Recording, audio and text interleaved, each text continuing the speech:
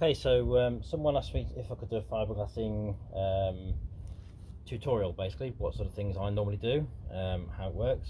A lot of people haven't done it before, of course, so it's always good to see.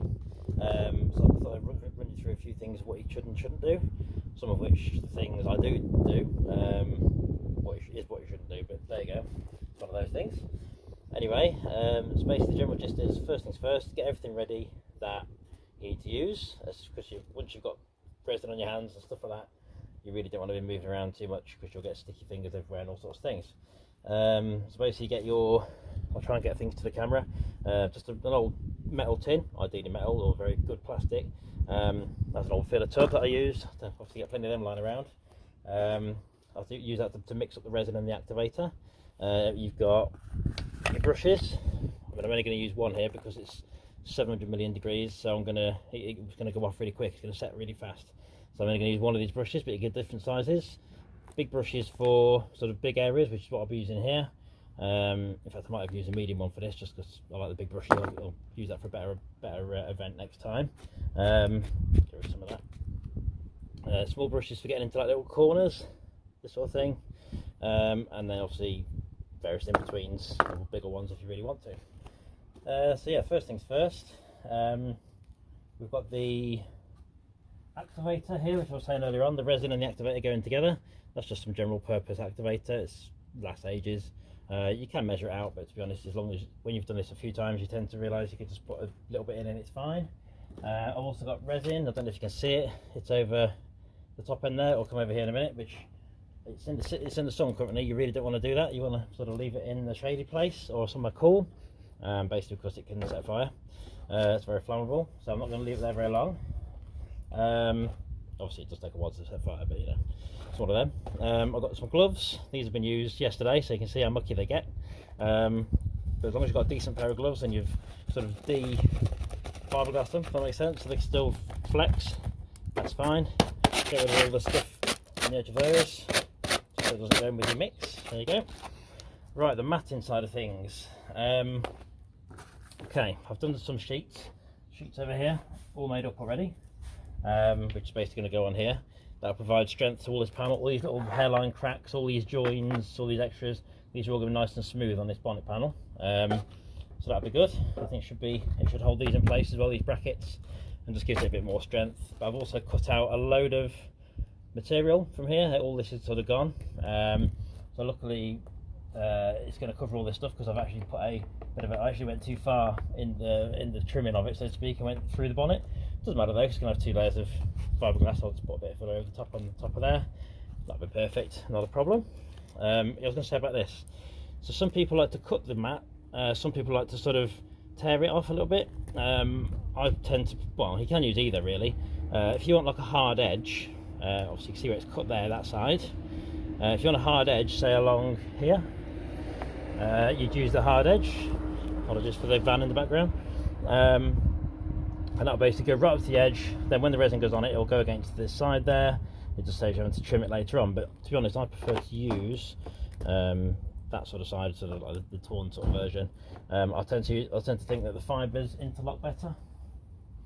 So you can imagine if that goes that way, and that one put over the top, these fibres are going to interlock to each other. I think there's definitely more sort of contact area there, basically, rather than a flat edge.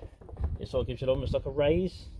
It's harder later on, I think. I mean, it does interlock still, but I don't know if you can see that, but I don't think it's as good, and I think it probably takes you more time as well.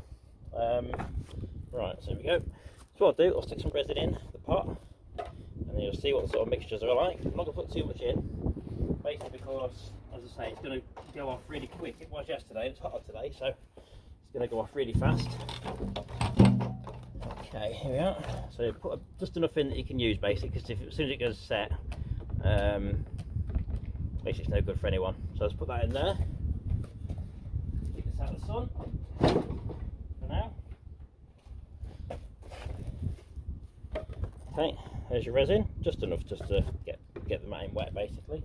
The activator, that goes in there. Also, I've only put a tiny bit of resin in, so a tiny bit of activator. I'm going to put that out in the sun as well. Get your brush, I'm going to use the middle brush, I say, just because Don't matter too much. Give that a bit of a whip round. That's it. That's literally it. If you don't need to mix it too much, that's literally mixed. Some people do different ways. Some people like to paint the actual thing itself, then put the matting on top, and then put some more on top. Some like to just dip it in, like I do, and then lay it over the top. You tend to use a bit more resin that way, but to be fair, I think it's a stronger option, and also it comes out nice and smooth afterwards as well. So I'm going to crack on with this, because otherwise this will dry up within probably a few minutes today. Because the hotter the temperature, the less activator you need as well, to be honest. It does work that way, to be fair. It's very messy, hence why I've got a good glove on. Put some cheap and nasty gloves on, it'll go through them, and you'll have stinky hands and stuff on your hands for forever. So it's good to have good gloves, even if you do reuse them like I've done here. This one's got stuck already. Okay, that's in there. Right. Okay. So this one here, that's going to go. I haven't laid this very well already. Bad thing. Right. Not a good start. Right then. You can put it into the gaps anyway with the brush. We'll try and make this as level as I possibly can. A lot of people use rollers. You're supposed to use a roller, really. That's one thing I should do and don't. Basically, the roller gets rid of any air bubbles that occur, or these little raised bits. But I'm not using a roller, to be honest, which a lot of people give me grief for, but don't worry. One of them things, you can always do what you want to do. The roller's got spikes on it, so it gets rid of the air holes. Okay, I'll do a bit of a. I'll just do enough for the resin. I won't do a full bonnet or anything. I'll just do enough till the resin runs out to show you what's what. So you literally lay it down wherever you want it laying down.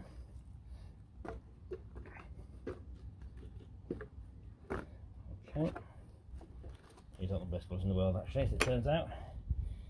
Okay, and then interlock with the one you've already put on. Let's see how it's going over the cracks. Just going to make it nice and solid. Give a bit more wetness to it. Resin. These are the sort of things I was on about, the little raised bits. That's where your roller would come in usually. So you put the roller on it, it'll get rid of all those, but I tend to find I do quite well with a brush anyway. Just denib it a little bit with the angle grinder once it's done, when it's dried. Drying time wise varies. Before it's actually manoeuvrable, if it was in the winter or something, it could take all night. This sort of weather, I had it yesterday and it was drying off literally within half an hour. It was that quick. So that's quite good. Hopefully you can see all this, by the way. I've put the wide angle lens on the camera, so I'm hoping you can see everything I'm doing here. It's basically mixing it in there, making sure I've got all the matting wet. It's not that difficult to do, really isn't. Just patience later on. It's the finishing touches that's the hard part. It's all split a bit here. Doesn't matter too much. All goes to the same hole. Okay, these boys are awful. They're literally set solid. Yeah, normally you want some nice flexible amount of usage for your fingers, really. Okay, you can see how it's building up. This is just one layer. I mean, you can do as many layers as you want. Depends on how thick you want your glass to be.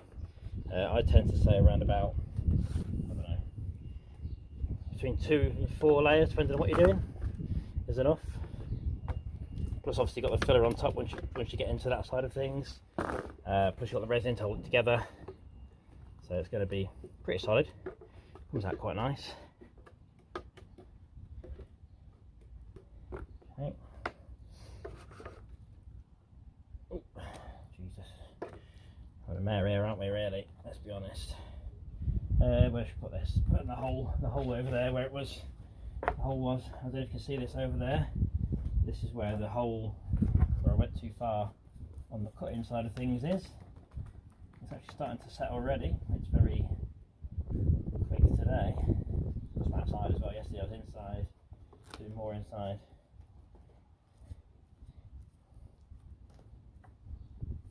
the shade it's much better, to be honest. Okay, so you can see how it's filled that hole, that's gone there, so there'll be another layer on top of this anyway to make it extra strong, and then you just put filler on the top for the extra section. Good way I did this amount of resin for now. I'll show you the finished article on the well, not finished article, but the as much glass as I can get on there today by the end of this video. I'll put some pictures on so you can have a look, see what it looks like.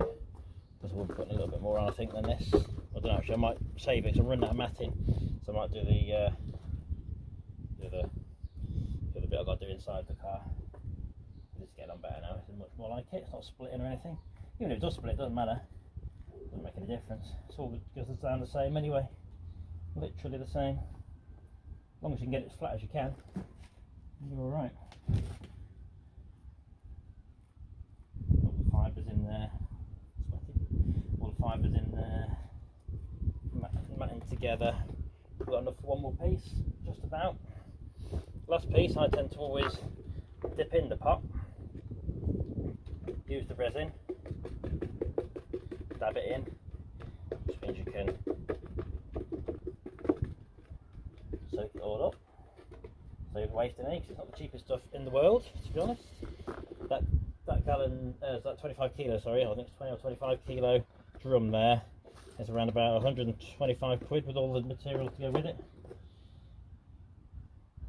The matting and the activator and all that sort of stuff. In fact, I won't put that piece there, I'll show you what I do with this. Right, okay, leave it there a minute. This is going to cover this. I want these brackets to be nice and solid. This is the mounting points for the bonnet, so I want them to be nice and solid. So I'll put that in there. This section, see, I could just kind of like manipulate it a bit. It's not set where you put it. Manipulate it as much as you want in theory, as long as it's still plausible with the whether it's set, actually fully set or not. This is definitely setting now, so I'm going to chuck that in there. So that's covered. I'd say there'll be another layer on top of here yet, so it'll be exactly perfect. This section can go over here. Last piece, I think this is going to be. Yep. A bit of a mess. This isn't the best. Does the job though. Just trying to do it on the camera as well. Okay. Pull out any wrinkly bits, doing that. Go over it with the brush. Oh, so this is where your roller would normally come in. You'd normally then roll over all this as you're going along to get the air bubbles out. But you can do plenty of it with just the brush here.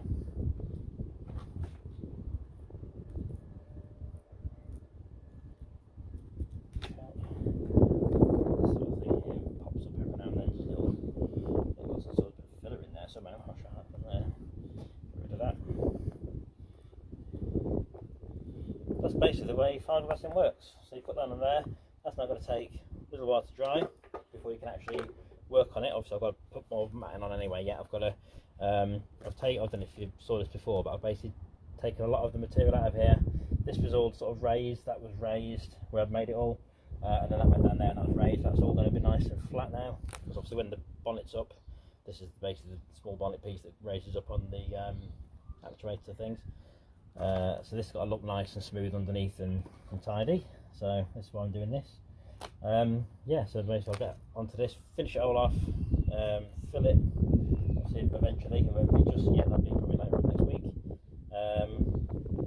But yeah, that's fibreglassing for you. See how easy it is, not too bad at all. Have a crack at it yourself, see how you get on.